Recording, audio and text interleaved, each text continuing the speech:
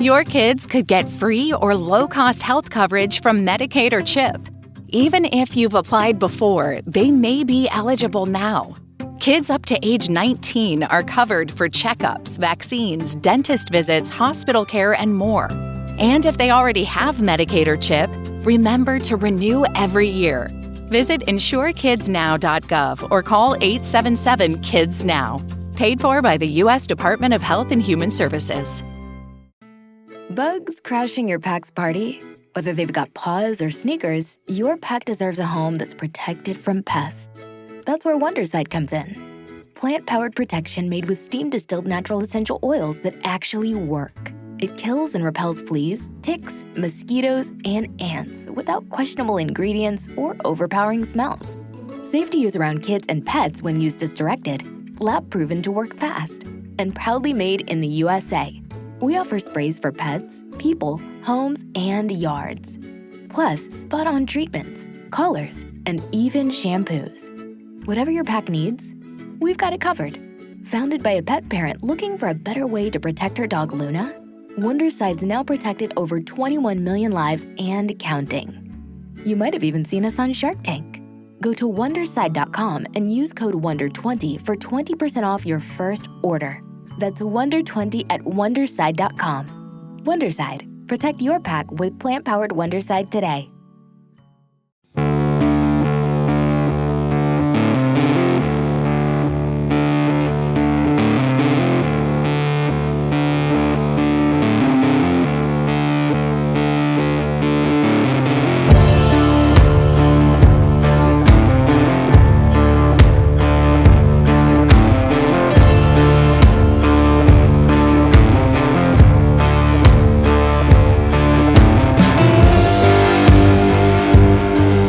Welcome to the Kulturecast. I'm Chris Stachiw, and I am joined by two folks who have never talked to one another before the last 5 minutes.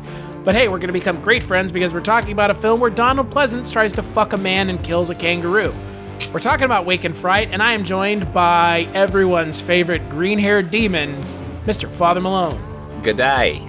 Hello. No, that's not Australian. I don't know how to do an Australian. Want a little rub and tug, then that's still not Australian.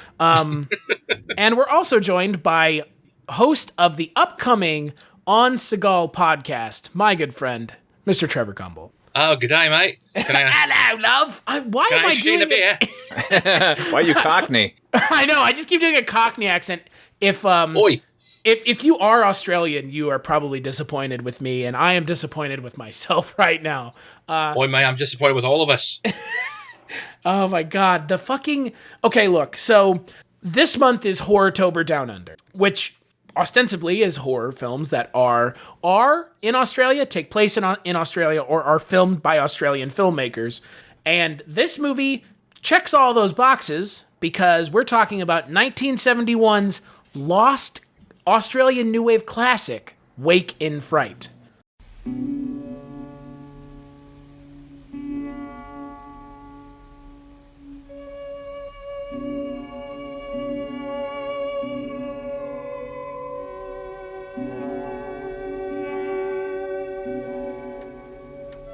New to the Yabba? Yes. Staying long? No, just tonight. Oh, that's hard luck. Want to see a bit more of the Yabba than that.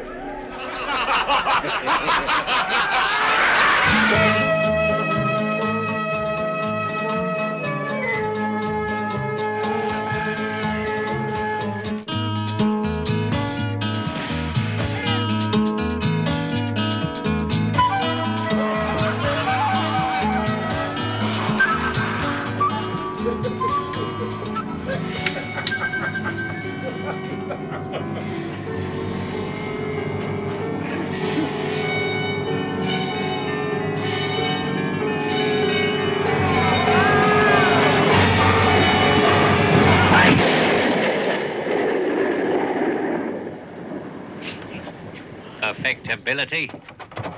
Progress. A vanity spawned by fear. A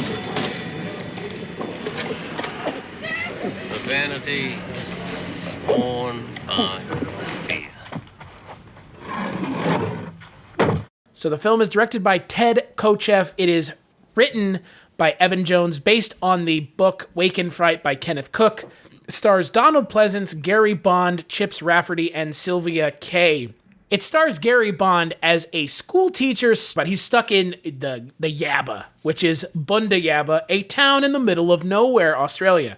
Which, for those of us who don't know very much about Australia, I actually had the pleasure and ability to go. I've been to Australia, and this film does a pretty good job of, reminding people that in between the coast, there's a whole lot of nothing. And yeah, it's a horror movie, ? I think maybe we'll get into that, because these are supposed to be horror movies. But Trevor, since you have never been on the Kulturecast before, was this the first time you saw the film? And if it was, what did you think of it? Yes, it was the first time I saw it, and I am still kind of processing. It was a pretty insane watch, because from the title you expect something like a slasher film, like Wake in Fright, and the poster with Donald Pleasence with the two coins on his eyes. But it turned out to be a really mind-bending psychological thriller. Like, I really think of it more as a thriller than a horror film. But it was great. If not, uncomfortable at times. Intentionally uncomfortable. It's exactly, not like cringe humor. It's like, this movie is literally trying to make you uncomfortable. Basically, it's the psychological thriller version of The Hangover. Kind of. I would agree with that to some extent. Father Malone, was this the first time that you had seen the film? This actually was, yeah. Wow. I would you say then, theoretically? Yes, I had never seen it. Yes. You know what? Anyway. The fact that you can't even let me do the joke, bro. I'm not. You know what? It's been a while. I've heard it. I've heard the joke. I've heard this joke, you fucker. I haven't heard the joke. Okay, so for those of you that don't know, and I feel like I have to explain it because Trevor is part of this podcast. You do. Okay. So and it's also a cross promotion. You're getting a free plug out of this. I know, man. I'm not. Okay, I won't complain when you explain it. Sure. So Father Malone has a YouTube channel called it's called Ot5 Films, and your main feature on your channel is a series called You've Never Seen, and it's about films that you may not have seen, and he tells you why you should see it and gives some history and his critique on the film. And Father Malone, I'll let you finish the next part, because the next part is the reason the joke keeps coming up. 99% of comments, it seems. That's not true. I actually get a lot of Actually, I think it is 99%, isn't it? But it's getting there. The primary comment I receive from viewers is a very angry, Bugs crashing your pack's party? Whether they've got paws or sneakers, your pack deserves a home that's protected from pests. That's where Wondercide comes in. Plant-powered protection made with steam-distilled natural essential oils that actually work. It kills and repels fleas, ticks, mosquitoes, and ants without questionable ingredients or overpowering smells. Safe to use around kids and pets when used as directed. Lab-proven to work fast. And proudly made in the USA. We offer sprays for pets, people, homes, and yards. Plus, spot-on treatments, collars, and even shampoos. Whatever your pack needs, we've got it covered. Founded by a pet parent looking for a better way to protect her dog Luna, Wondercide's now protected over 21 million lives and counting. You might have even seen us on Shark Tank. Go to Wondercide.com and use code WONDER20 for 20% off your first order. That's WONDER20 at Wondercide.com. Wondercide. Protect your pack with plant-powered Wondercide today.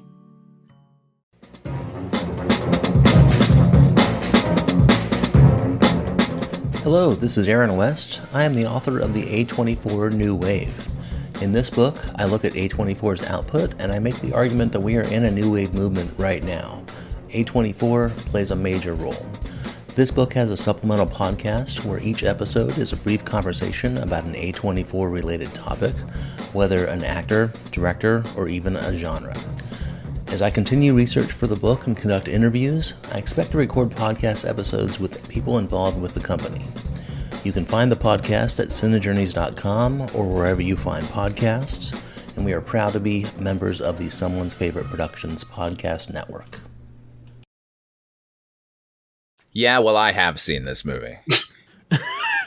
Oh God! He's not joking. If you want to see what he's talking about, go hit that bell, smash that subscribe button on his channel, and then go read the comments because they are fucking hilarious. Oh God! Yeah, I believe you. I have seen this movie many times. Thank you. Stuff like that. I'm just like, oh Jesus. Okay. I have seen this movie, you fucker. What do you know? You don't know what you're talking about. Well, unsubscribe. What makes me laugh about all of it is, and I've never understood this, Father Malone, I know this is a tangent, but they take it as a personal aside for you to claim they haven't seen it, and by you saying that you've never seen, it's like they feel like you're insulting them directly. Right. Which is, I don't understand the impetus behind that either. However, as I've said previously, they've watched the video, and I have their numbers now. So thank you for watching. I appreciate that even though you had seen the movie and I'm a failure in not recognizing that, thank you for your view. And you know, also, you drop a lot of knowledge in your videos. So even if they haven't seen it, so what? Dude, the idea behind the title is even if you've seen this movie, you may not know these things. That was the thought. But that's everyone is too goddamn literal minded to appreciate it, I suppose. Well, it's like those YouTube videos of 10 things you didn't know about this film or this film. And it's like people say, no, I knew that about that film. Yeah, it's the same idea. Do your research. Right. And sometimes I think that if I'm watching one of those videos, I'll think like, well, I knew everything they had to say. But at no time do I think I need to inform them that they have not illuminated anything for me. It's just mental people doing that. Yeah, it's like, this channel was just made for me, right? I'm the only one watching this video. I am the center of my own story, and my own story is the only story that matters. It's like those people that are like, well, you just lost a customer. And it's like, yeah, they don't care. Like, you are one customer in a pool of many. Like, they're YouTube Karens. That's what they are. Oh, boy. So, Father Malone, back on topic. What did you think of Wake and Fright since you'd never seen? Well, I kind of had the same reaction I had when I saw the Texas Chainsaw Massacre, the original Tobe Hooper film, and this movie actually really reminded me of it a lot, like a genteel version of it. But I enjoyed the journey. I thought the movie was skillfully done. I thought there were some elegiac kind of poetic moments throughout, but I can't ever see myself watching this movie again.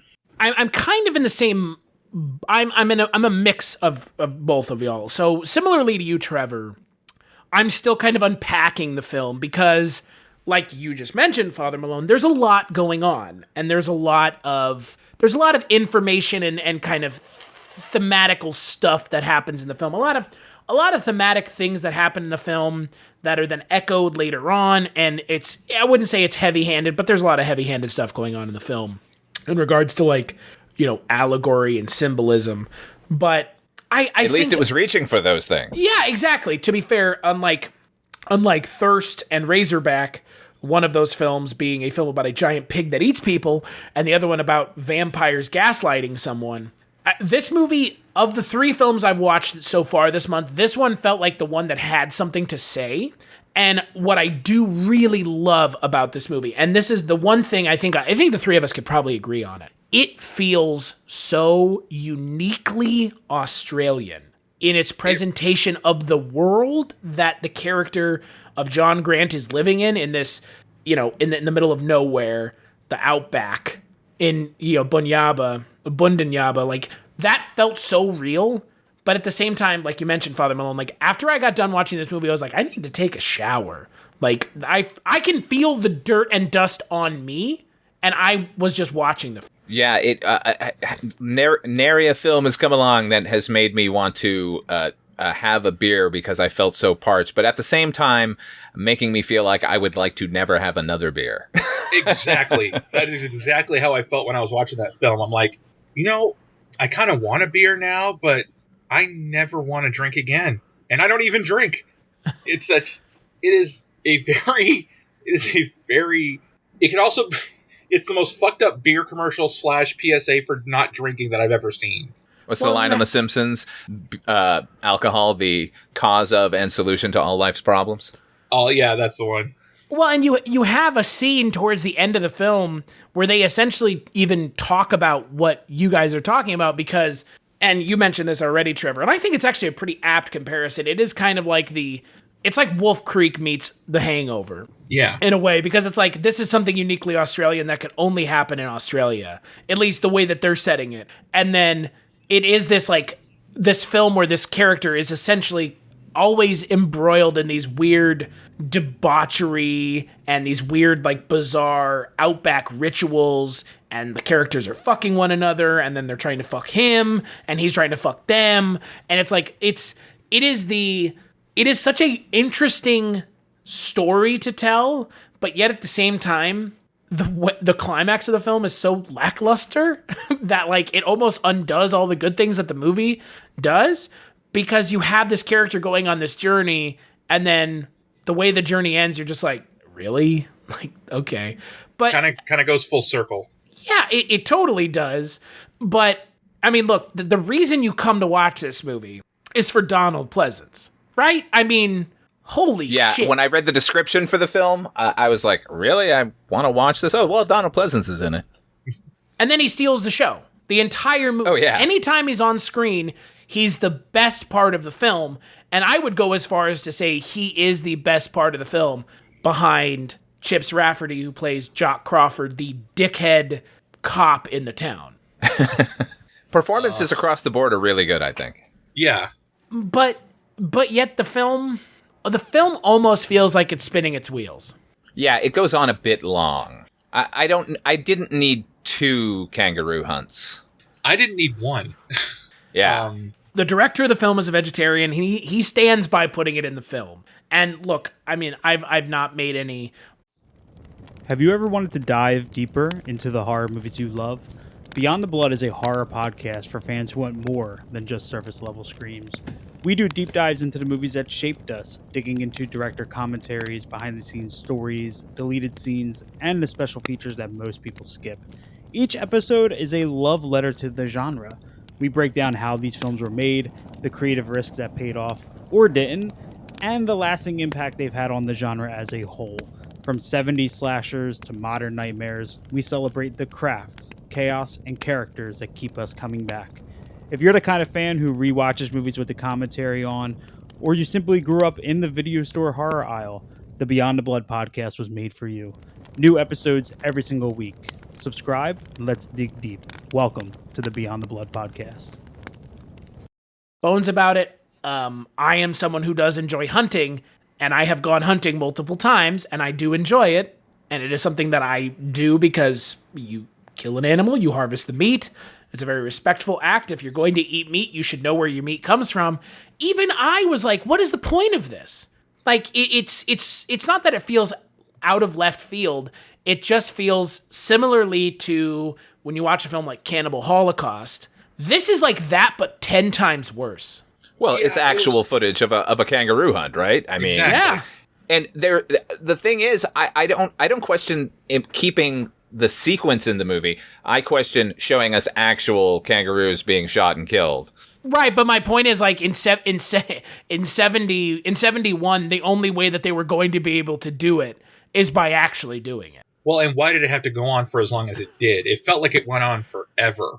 I mean, it didn't feel like it, Trevor. It did. It went on for like 5-10 minutes is what it felt like. I kept having to turn my head because I didn't want to see that because, it's the same reason, like you said, with Cannibal Holocaust. I can't watch parts of that film either because, even though I do eat meat and, it's good to know where it comes from, they don't do anything with the kangaroos. They just shoot them and drive away. I think they may take one of them, and I think that was it. But the rest they just leave as corpses on the desert. I would assume it's supposed to be an allegory or a symbolism for something, but I can't assume that everything is symbolism and allegory. No, they're just being assholes. Sometimes assholes are just assholes for no subtext whatsoever.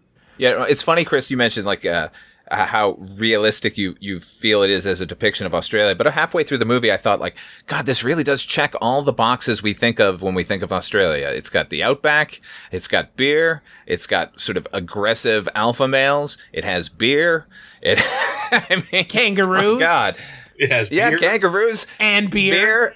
It's like it's a tourist commercial for Australia that's warning people never to come there. Well, it's not warning them to never come there. It's warning them to never go to the Outback. Right. Right? Because, Once you get off the beaten path. Yeah, exactly. I mean, again, that's why I was saying it's similar to Wolf Creek, because in Wolf Creek, that's the whole premise of the film is, you're on the highway in the middle of the Outback, and all of a sudden, your car breaks down and there's nobody for miles. What the fuck do you do? Oh, and then here comes a psycho Outback man, a perversion of the Crocodile Dundee character who kills people. Like, it very much is a cautionary tale against Australia. But yet, like you mentioned, Trevor, like The Hangover has its appeal for a reason. And like, as much as I'm aghast at the debauchery that takes place in this film, like, I can't help but think, like, man, it would be kind of fun to live that for like a couple days and just be like a complete, like, just fucking unchained completely. There are people who would probably pay good money to have the same experience that he had. That is true. I'm not one of those people, but I'm sure there are. They're out there. Just to clarify, yeah. And that kind of comes back to the kind of the issue I have with the film and kind of the journey that ends as kind of I think the way the film ends is just a damn shame, because you have this journey that this character is going on. You think there's going to be some sort of substantive conclusion that he's going to come to, and not really. Like, but Chris, did you feel that way at the end of After Hours? No, very similar property. But here's the thing. I didn't, but at the same time, the performance in After Hours by Griffin Dunne is better than the performance of the lead in this movie, and we're with the lead in this movie more than we're with anyone else. And I can give that a pass because I love Griffin Dunne so much. But I do get what you're getting at, because honestly, I don't know how I didn't make that comparison, because I love that movie. But it's very similar to After Hours too. Yeah. Well, considering that Martin Scorsese was at the Cannes screening of Wake and Fright, I wouldn't be surprised if he was inspired by the film. It feels too similar to be a coincidence, right? Yeah, it almost certainly feels like Australian After Hours. Well, because Scorsese himself said it. Well, it shows even in the re-release trailer for the film. It has a quote from Martin Scorsese saying, "It left me speechless," because there you go. He loved this film. He loved it. So I'm assuming he probably wanted to make a less intense, maybe, version of. Well, of After Hours is a lot more fun than this movie. Certainly. After Hours is a fun movie. I mean, there are some serious things that film tackles, but I would go on the record and say After Hours is a much more palatable and fun film than this one. Well, plus if I have to go through a hellish journey. Yeah, if I had to go through a hellish journey and the offer was Wake and Fright or After Hours, I think I'm going to choose After Hours. Oh, yeah. See, I've never seen After Hours. I haven't seen it yet, and even I would pick After Hours before I'd watch this again.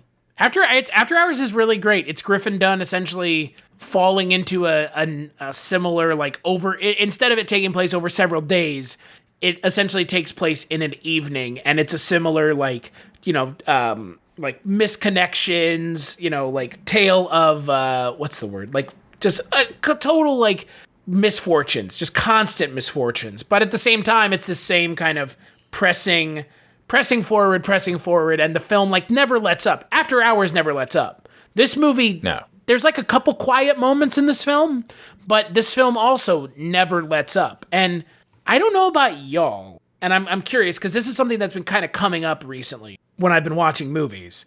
How do y'all feel about this kind of movie structure where the film never gives you a moment to breathe? Do you guys like that, or is that something, because, like, it makes me kind of feel uncomfortable. I think that's right, and that's by design, right? Yeah. Yeah.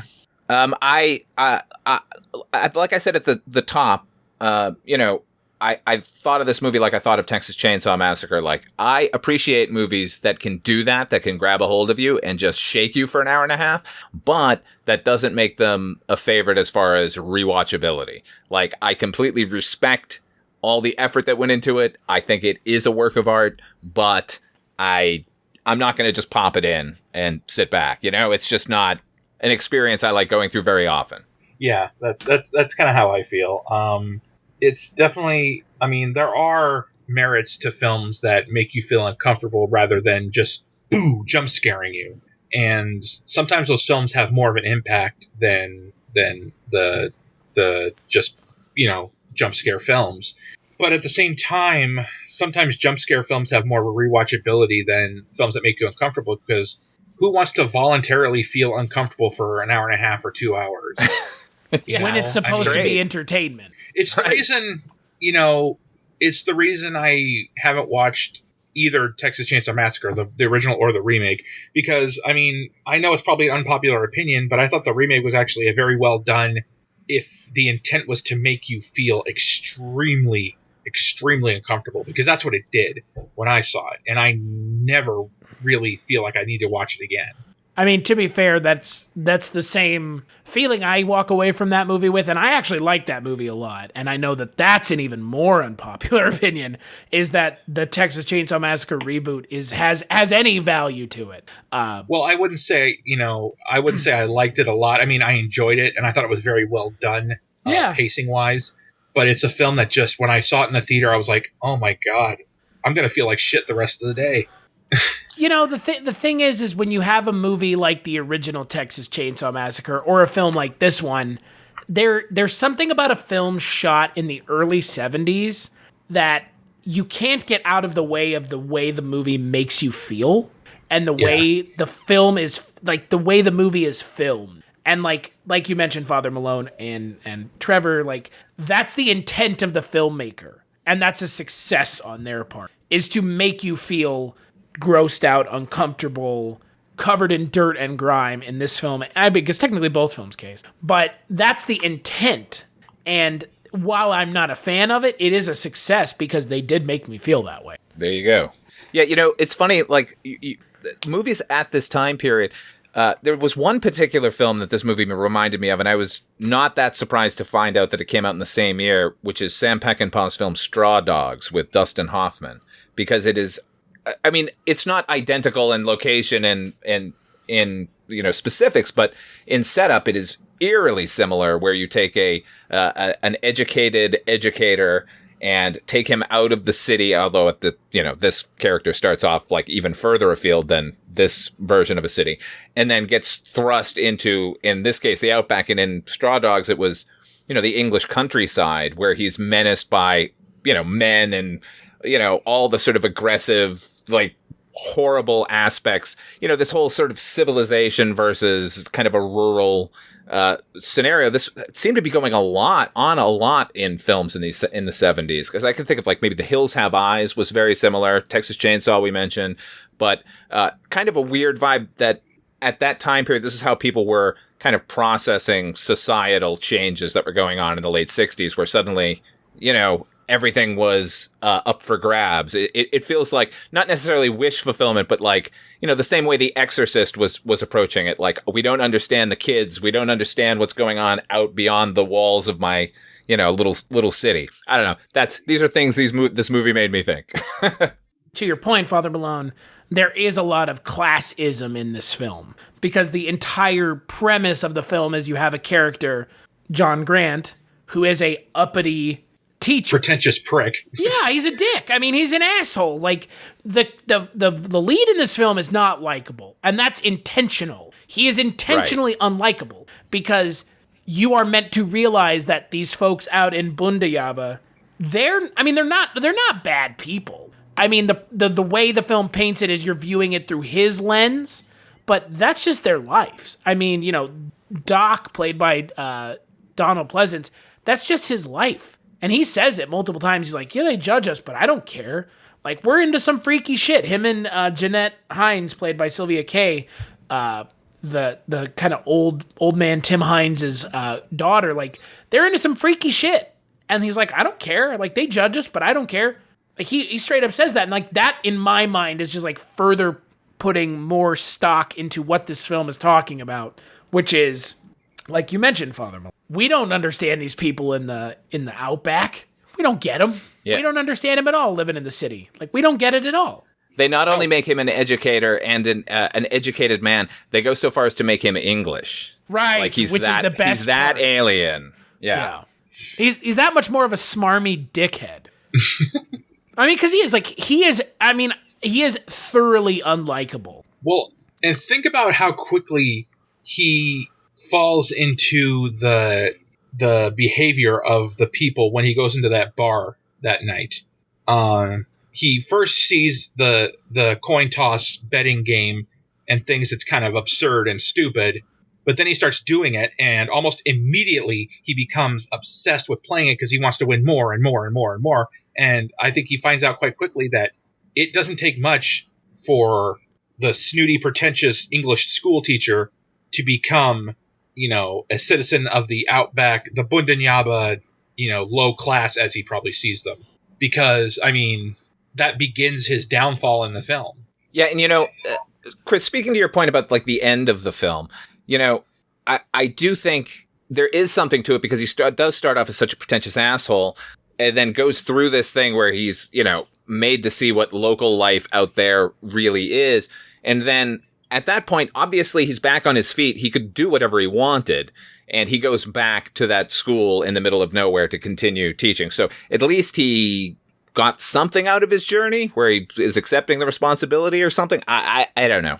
Well, in towards the end where he's on that train, after all this has happened, you'd think, oh, he's never going to want to touch a drink again. I said, well, yeah, there you go. The first thing he does. The guy offers him a beer. He goes, yeah, sure. And just downs it. So it's like the guy hasn't learned a damn thing. I don't know. Or maybe he's gone native. Pretty much. Because I think Hello, this is Chris Haskell from They Live by Film.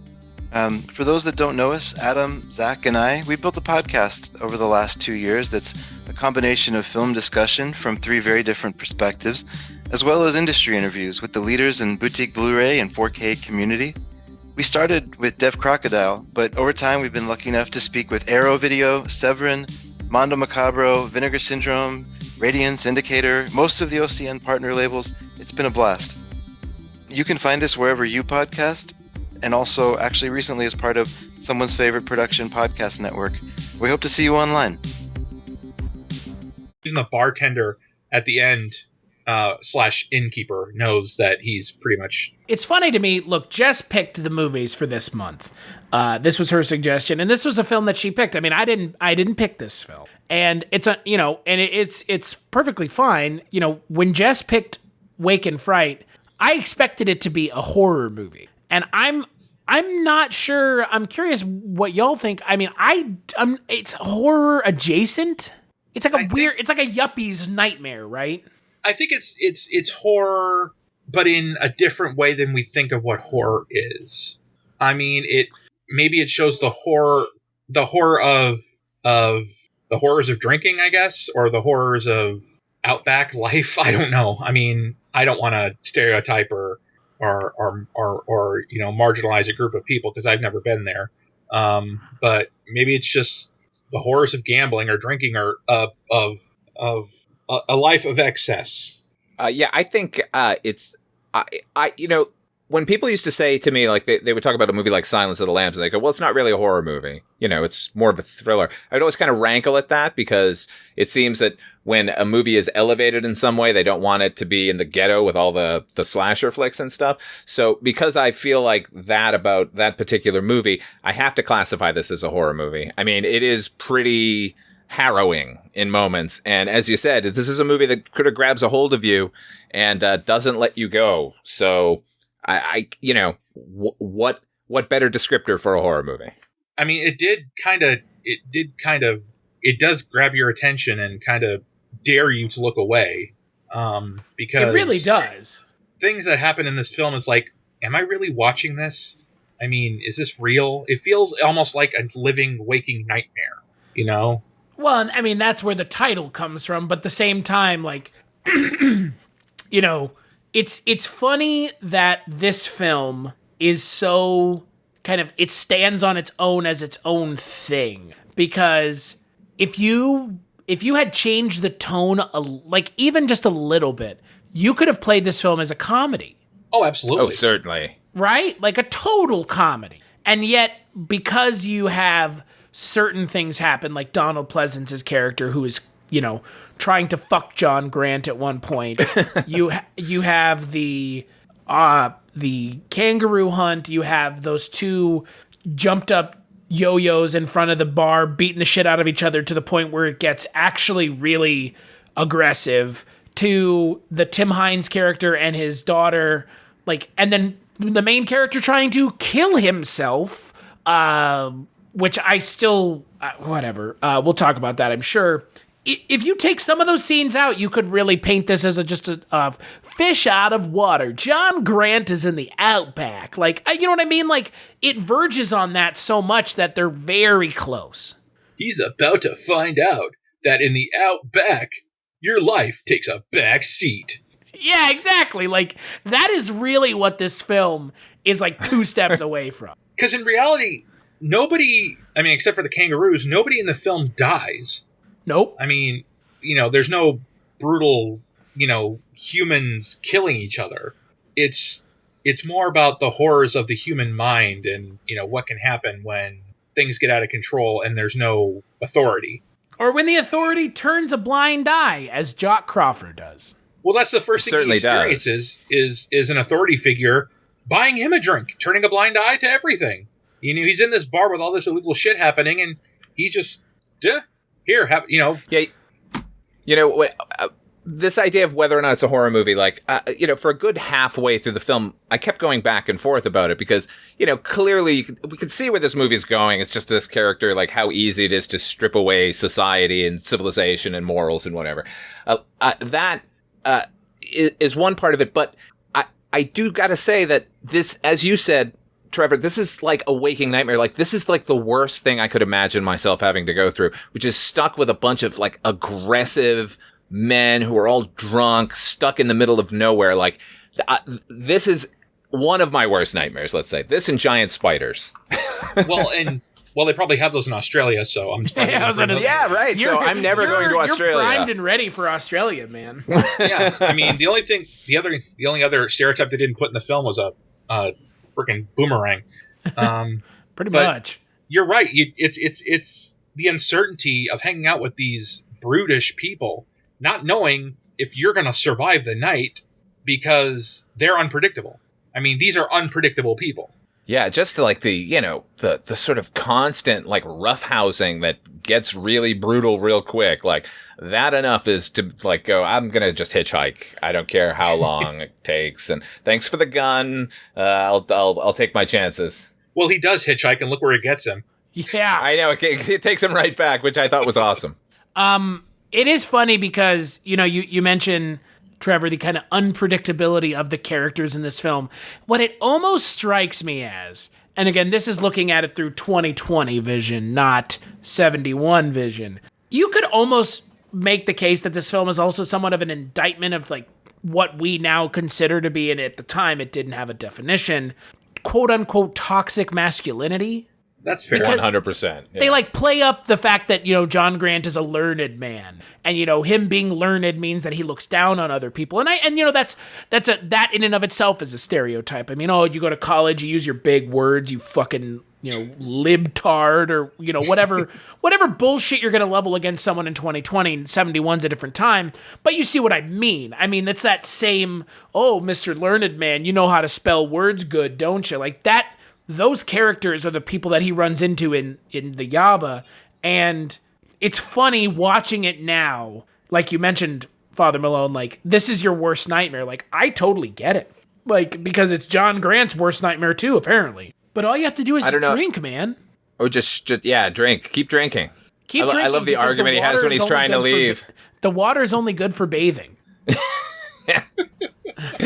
Oh, man. God. Too much beer. Not give me enough a Coke, beer. man. Not enough beer. Come on.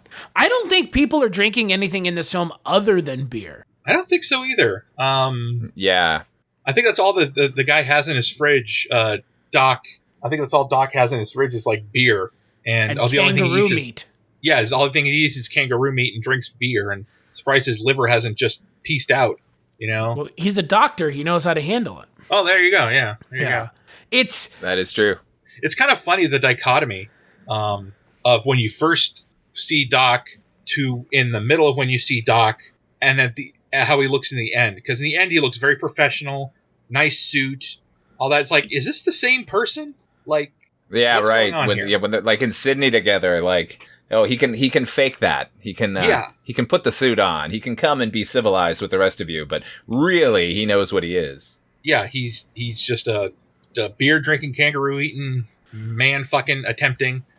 Man fucking attempting. He really is the best part of the film, but I don't understand the journey, the way the journey ends, because you feel like at the end when him and John are like standing at the train together and they like kind of nod and say, off with you, mate. And it's like, off with you, mate, later. And it's like, what? Like, what did we, what? I don't know how I feel about movies that at the end it does come full circle and it doesn't feel like the character has grown, because I don't know, and I don't personally think the character of John Grant has grown at all by the time the film ends. Well, I think sometimes films have the character not go full circle, and that's the point. A film that I can think of where I saw a film where the entire film, the character is just the same person from beginning to end, but it's still a great film, was Jason Reitman's Young Adult, with Charlize Theron as the young adult author writer who goes back home when she finds out her loves getting married or having a baby or something like that. She is the same person from the start of the film to the end of the film. She doesn't have any change. She is the same selfish, pathetic person she was at the start of the film. So in a way, I mean, I can kind of understand why there was no circle to the character. Yeah, I don't necessarily need an arc for a character. Exactly. Sometimes I don't know that at the beginning of Escape from New York and at the end, Snake Plissken has learned anything or become a better human being. That guy was that guy, and there he is again. And I'm totally cool with that. Yeah. I do think that this movie, we needed maybe a little something, but then at the same time, I like how subjective the ending is. The fact that we're talking about it makes it another win in the category of these kind of movies that, are unrelenting. Yeah, sometimes just unrelenting is what it needs to be. So speaking of that, let's talk about the ending of the film. So John Grant tries to kill himself, and even oops, and yeah, exactly. Well, and first he wants to kill Doc. Right. Okay. Sure. Right. Yeah, and then once he realizes Doc isn't available, figures he himself will do, but not really. If the movie proves anything, it's that if you're going to shoot yourself, you have to put the gun in your mouth. Yeah, and not be easily startled, apparently. Right. I mean, well, I guess trying to shoot yourself with a rifle like that, it makes sense that he would miss. He's not a very good shot now. Yeah, I mean, although he can hit a fox from several meters out. I think we're getting off track. No, well, I mean, no. To your point, the suicide attempt in the film, for me at least, as a viewer, it felt like an unearned conclusion to the film. Yeah, it didn't feel like this guy had broken down to the point of savagery. No. I mean, clearly he was involved in some savage acts. They show him stabbing the baby kangaroo and such. So we know it's in him, but it didn't seem like he was a gibbering nightmare by the end. It just was like a guy who was still trying to get to the beach and that girl. I mean, I kind of see it like the shit he's been through in the past 24, 48 hours. Maybe I can kind of understand how it would break a man down to that level and wanting to escape as much as possible, because he's flat broke. He's barely got anything to his name. He thought he had escaped, but he just came back to the same area. So I get how he feels hopeless. Like it's just going to be a circle the entire time. It's never ending. It's a loop. Yeah, but the movie doesn't do a good enough job of showing him getting to that point as a character. That's my issue. it did feel a bit rushed in that aspect, yes. Right? Yeah, it seemed like the filmmaker was too busy trying to convince the audience of the horrific acts on screen. Like as I said, the 2 kangaroo hunts. Did we need 2 of those? Could we have seen something a little bit more with the lead character to get a little bit more in his head to make him slightly more sympathetic? Maybe. Well, and that's the thing. Like I guess what I wanted was I just wanted a little bit more. I wanted a little bit more convincing that this character had really met his match in the Yaba and had really broken down. And like I feel like it's just I just felt like they got close, but yeah, I mean they didn't need the kangaroos. Like take the kangaroos being killed out and do something substantive with that time. 1 kangaroo with its throat slit would have sufficed for the entire sequence. Ugh. God, even you wording that in words just makes me cringe to listen. You know, an interesting bit of fallout from this movie I found out was that the Australian government, I guess it started a conversation about the Australian government's educational system, where they did actually do this, where you would become a new teacher, but in order to get the job that you want, you got to go work in the middle of nowhere, and that practice ended after this film. What, where you have to pay like $1,000? Which you can't get back until you've completed a year or 2 in some remote village in the middle of nowhere. That's fucked up. I mean, to be fair, though, if people don't want to go to the Outback to teach... Right. So you pay that person a lot more to go. Exactly. That's what you do. You don't tell them, hey, by the way, fucko. Have a fun time being an indentured servant for the state, essentially. So some good came out of this movie. So, speaking of good things coming out of this movie was lost for quite a while. It was thought like gone forever because they thought it had been burned, I believe. Wow. Yeah, and then they found it in Dublin, and then I want to say in 2002 they found the negatives in a shipping container. And in 2009, it was completely restored. So, I mean, that to me is like, it's a testament to this film. I mean, this film was almost gone on top of everything else. It looked beautiful. I mean, yeah. I mean, that would be a shame if we had lost this movie completely. Yeah, as you said, the look of the movie is gorgeous. Whatever they did to restore it, it looks spectacular. It looks better than some movies that are being filmed now. So, good on them. Good on ya.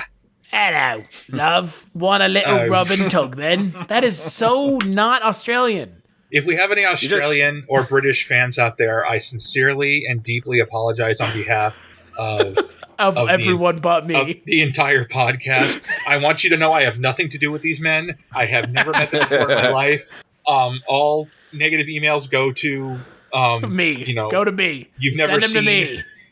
Send him to I'll get him anyway. Yeah, send him to Father on Malone. YouTube. I did appreciate that this film is directed by the same gentleman who directed Weekend at Bernie's and Rambo: First Blood. 2 films I have not seen. You haven't seen First Blood? First Blood is great, man. It's a great film. I have not seen First Blood. I haven't seen Weekend at Bernie's. So wait, you haven't seen Weekend at Bernie's? No, I haven't, and I think there's a purpose for that. Even though I'm a huge Andrew McCarthy fan, and Jonathan Silverman is exceptionally underrated, and Terry Kaiser is awesome. It sounds like you should see this movie. Well, you guys already talked about Terry Kaiser for Tammy and the T-Rex, right? So we haven't talked about Tammy and the T-Rex yet. Oh, you haven't? Okay, so I Terry want Kaiser's, to, though. It's coming up. I would love nothing more than to talk about another lost film, more or less. So, did you guys see that they actually remade this as a mini? Yeah, as a miniseries. Yeah, I didn't see the miniseries, but yeah, I saw that they remade it. But how can you remake something like this? It's kind of hard to. Well, it was based on a novel, right? So I'm sure there was a little more meat to it, probably. Well, it was only 2 episodes long. It's part 1 and part 2, and the reviews were mixed. So I mean, to your point, Trevor, like this film feels like a film that if you try to like doll it up and glossy it up with, you know, new camera tricks or high definition cameras, because this was filmed in 2017. Like it would take away from what made the original so it great. Needs to be gritty. It needs to be It needs down to be and grimy. dirty. You need to feel it in your bones. Yeah, the lack of budget is an addition, not a negative. It's a positive. Yeah. Oh, for sure. I would 100% agree. It's similarly to Texas Chainsaw Massacre, like you mentioned, Father Malone. Like it revels in how cheap it was created, but how great it looks in spite of being cheap. Well, which is why it's surprising the remake turned out as well as it did. Well, yeah. Well, to that, I want to agree with you guys. I actually do like the remake a lot, and that filmmaker Marcus Nispel has a fucking fantastic eye. He also did the Friday the 13th remake, which I think is also a success. And criminally underrated. Chris, you and I talked about this because I spoke to him. And he's because as I said, I told him that I really like those movies, and he felt they were failures because everyone at Platinum Dunes didn't know how to make a horror movie. They only know how to make action movies. So that's all their notes were like pushing him in that direction. And he felt like could have been even better. And obviously they could have, but he was able to capture, I believe, that same amount of grit just with a shiny 21st century gloss to it. And that's hard. I mean, that's not easy to do. I mean, in 71, I'm not going to say it was easy in 71, but it lent itself more to that in 71 than it does in, mid 2000s to late 20 teens. Yeah. And there's something about the film stock of the early 70s that sort of the graininess of it that makes it look dirtier than it maybe even was, but it only adds to the cinematic flavor. And then there's just a scene in this movie where it just cuts to John Grant losing money to John Grant's bare ass. Yep. And more than his bare ass, gentlemen. More than not only his bare ass, his bare unsuntanned ass, which I think was the funniest part. Is just like suntan ass, suntan. It's like, okay, sure, why not? Yep. That's life in the Outback. That's life in the Outback. It goes from him bedding to immediately naked on his bed. I think that was a symbolic of he's lost it all. Yeah. And we never get to figure out what happens to his girlfriend, him and his girlfriend. Oh. That's dropped probably a rather picture he got out of the catalog. So. Yeah, we never find that out. And at the beginning, the very beginning, as his class is filing out, this girl hands him a wrapped package and says, "For your collection." What was the collection? Do we know? No, they never mention it. Yeah, I don't know. I mean, I'm sure it was just a little touch. I'm sure they threw in there, but I kept thinking, what is this guy collecting? Well, I think it's funny that his students looked very varying in age. Like, was he teaching a bunch of different grades, or probably? Yeah, I'm sure it was that was a one-room schoolhouse situation. Every kid for 50 miles. Yeah. Those Outback children are being fed kangaroo meat. All those kids disappeared. As soon as they walked outside, there's a long 360-degree shot of him exiting the schoolhouse, and there are no children inside. Where did they all go? They were raptured. Yes. Maybe they were with in a his secret mind. religious film. Maybe they were in his mind. I will say, Shyamalan, calm down. I will say, though, of the films that I've seen that take place in Australia, this to me is this is up there for portraying the landscape in a truly horrifying and yet at the same time beautiful way. Yeah. I mean, that's hard. That's what you get. That's a hard line to walk. So, Trevor, what would you give the film out of 5? Yeah, I'd give it a good 3.5. What about you, Father Malone? I'm right there with you. 3.5. It's not quite a 4 because I'm not watching it again, but it is a very well-made film that achieved everything it set out to do. Yeah, for me, I'm going to give it a 3.5 as well. I think I completely agree with both of you. It's one of those movies that I've seen it. It was pretty good, but I don't need to watch it again. I know what happens, and I know that this guy can't kill himself from 3 inches away. So it goes in the same collection of Requiem for a Dream, Boys Don't Cry, and a couple other films I could mention of films that I'm glad I saw, but I'll never watch them again. A Serbian film. Never seen it, never will. Oh boy, that's a good one to put on at Christmas time. Oh God, this one too. I'd rather watch Silent Night, Deadly Night Part 2 Let's And all I think get I will, yeah. actually. Well, at least Silent Night, Deadly Night Part 2 has Garbage Day. Huh? A Serbian film is one of the most disturbing films you will ever watch. And don't Did you watch actually it watch unless it? you're ready. Do what? Did you actually watch it? Oh, we did a podcast on it. Oh God. I got no shame, man. Like, it's actually not a bad movie once you get past all, the baby raping and killing people. Newborn porn is what they call it, I believe. Yeah, murder porn and killing someone with your penis and everything else. So I think I got enough when I saw Human Centipede 2 in the theater. Oh, wow. In the theater, nonetheless. Jesus Christ. Well, my friend Jeremy, he's what I call a cinema masochist. He likes to test his boundaries of what he finds disturbing. And he bought a Serbian film on Blu-ray or DVD sight unseen. He's just like, okay, I'm just going to buy it and watch it because he likes to test his limits. And so when he found out that Human Centipede 2 was coming to town, he's like, okay, we're all going. I'm like, all right, whatever. We're all going. Boy. Like 3 or 4 of us went and saw the theater, and it was an experience, I'll tell you that much. There were people who were leaving the theater. There was a woman who fainted on her way out of the theater. That was the most entertaining part of the experience, because I never want to see that fucking movie again. Well, I've never seen any of those movies, and I have no interest. So it's good to know that I'm okay. You're not missing anything. Yeah, exactly. So on that note, let's take a break, and we'll play a preview for the final Kulturecast of Horrortober. Strange Behavior. A movie of mystery, horror, and suspense. Clear and unnatural picture begins to form in my mind. They're going to strap me into some chair and pull me out of my gray cell. Would you just wait a minute and listen to me? 2 sessions, 2 days, $100 a day. Behavior is nothing more than the sum of the mechanical activities of our bodies. I was just wondering, are you doing anything tonight? Oh, he's dead. And the dead don't come back and take revenge.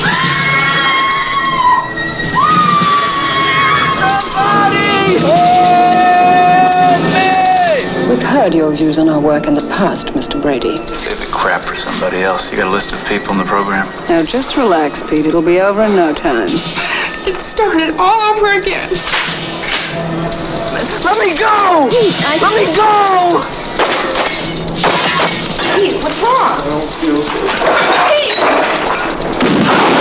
Mr. Brady, I see you found your way. Pete, are you ready?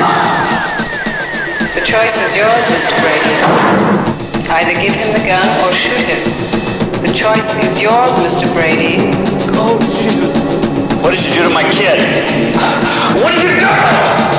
Strange Behavior.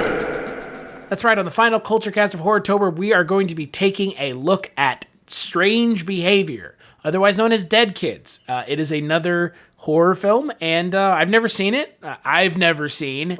Haha, you've never seen. So I'm looking forward to it. It sounds interesting, and yeah.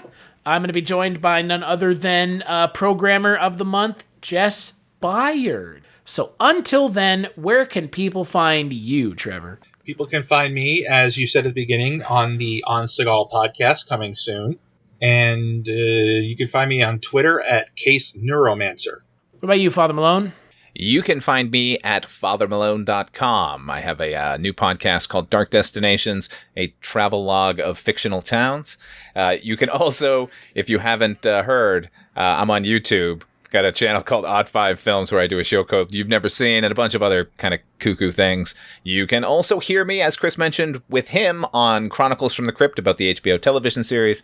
And finally, you can hear me over on Dreams for Sale, the Twilight Zone 85 podcast about the only decent reboot of the Twilight Zone. I do that with Chris and our man in Detroit, Mr. Mike White. He's our man on the scene. Cut to you, Mike White. I put a clip of Mike White in there singing, which I do have on my computer, actually. Ooh, I need to hear that. I believe you were there for that, Father Malone, weren't you? Yeah, actually I was, yeah. Dreams for sale. Yay, leverage. As for me, you can find me on Twitter at casualty_Chris. You can find the podcast on the internet at Kulturecast.com and on Twitter at Kulturecast. We are on Google Play and iTunes. Give us a review. Good or bad. Either way, doesn't matter to me. And big thanks to Trevor and Father Malone for sitting down and talking with me about Wake and Fright. And we'll catch you on the next episode.